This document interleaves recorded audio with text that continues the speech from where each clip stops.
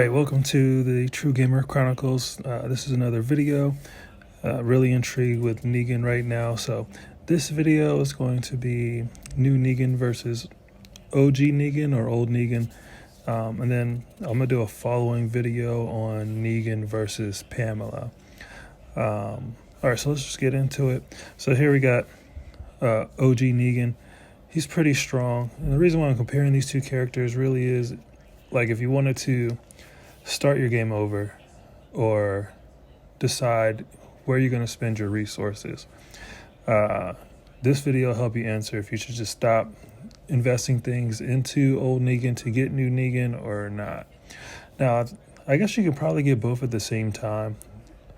To get access to new Negan, you need to be in season 6.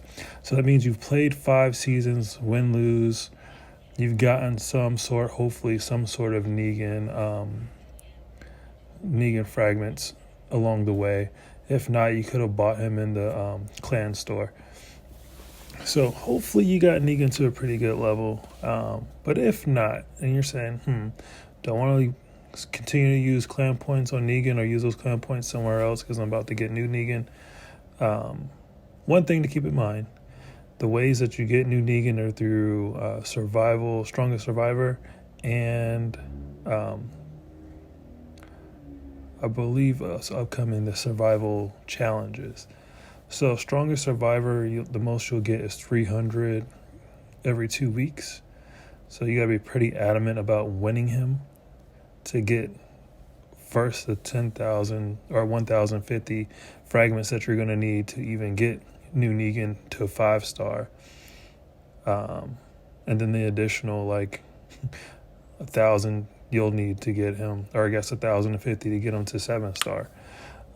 So that's a lot of work. Every 2 weeks, 300 every 2 weeks, you need 2,000 pieces. It's going to be a long time to get new Negan to 7-star, even with the daily challenges. And then let's see. No, that's pretty much it. So let me just go into whether or not new Negan is even better than the old Negan for you to even worry about getting.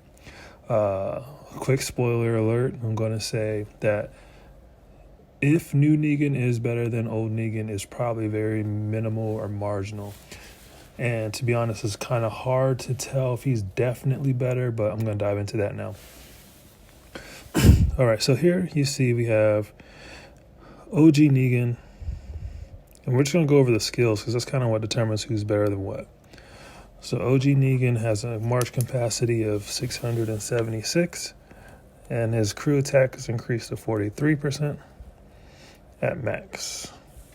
Apparently someone's fighting, but I won't join that fight in the middle of this video. So I'm just going to switch right over to new Negan so you can see the difference. So new Negan increases the attack or the march capacity by 780. So that is an increase of 104 troops. And then he increases crew attack to 47%, which is an increase of 4%. So by definition, based off the first skill, new Negan does win. He does increase the march capacity by 104 troops, and he does increase the attack by 4%. To me, that's very marginal, won't matter much in battle, but it is better, so I'll give him the nod on the first skill. So we'll look at the second skill. So with the second skill, in the first 3 turns, Negan is going to do 152 damage, an increase of 152% damage to 3 enemy crews. So anything that's going to hit multiple crews is going to be a good skill, like an A+ skill. And 3 turns is pretty good. If it was 4 turns or more, I would say that's A+ also as far as skills go. But three turns is pretty decent. And then he increases damage output by 19% for 2 turns. Now let's look at regular Negan.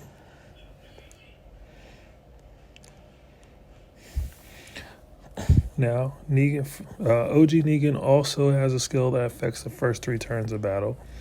So they're equal there. But this one does 361% damage, which is almost double with the other one, with the new Negan. But instead of doing 3 enemy crews, he only does 1 crew with this. And then they both increase attack by 19, or increase damage by 19% for 2 turns. So to me, this is kind of like a trade-off skill. Either you attack 3 crews at a lower damage, or you attack 1 crew at a higher damage. I'm going to say that attacking 3 crews probably is going to be better. But there's times where attack, like that 1 mega hit, is going to make a big deal. It's all about who can kill the most people the fastest. Like, you have 3 crews, and if you ever knock, like the key thing about speed is, if you have 3 crews and you're the faster speed, you're usually going to take out one of their crews before they take out one of yours. And then it becomes a 3-on-2 fight. And if you're really good, then it becomes a 3-on-1 fight. But I'll probably talk battle mechanics another time. So this skill, I guess I'm going to call it a draw. So right now, new Negan's leading by 1. His first skill is better. The second skill I'm going to say is a draw. All right, OG Negan's third skill. So his third skill is a 70% chance to do 163% more damage to 2 crews, plus a 10% chance to do silent, which means they can't trigger a skill, which is that's a pretty good skill. Whenever you prevent someone from doing a skill, that's pretty good.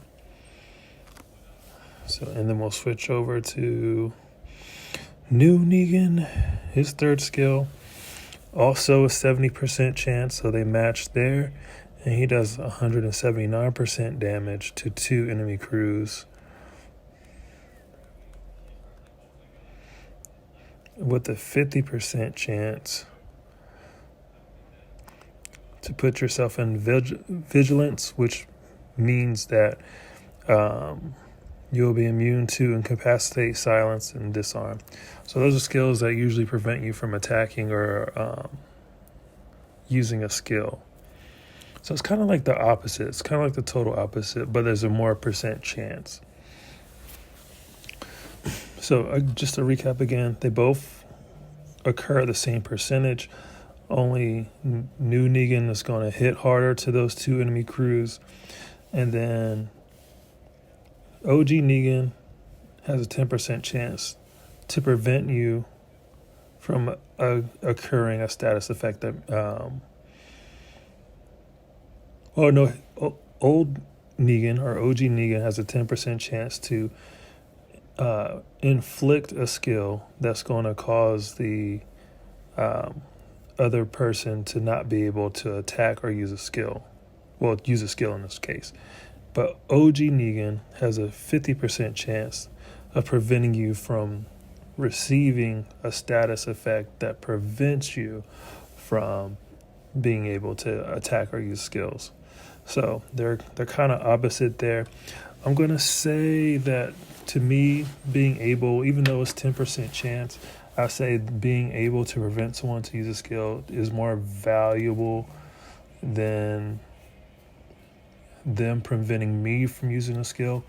And I guess realistically, you would have to count up all the survivors that have skills that prevent you from using skills, like silence and disarm or incapacitate.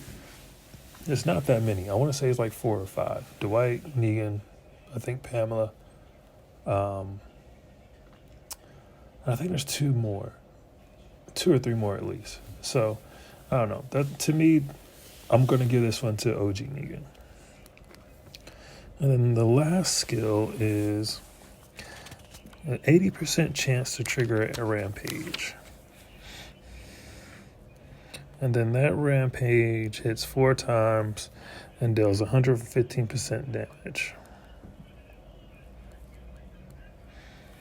to 1 crew. But it changes up each time. So let's look at OG Negan. So they share the same 80% chance. to deal 265% damage to one enemy crew.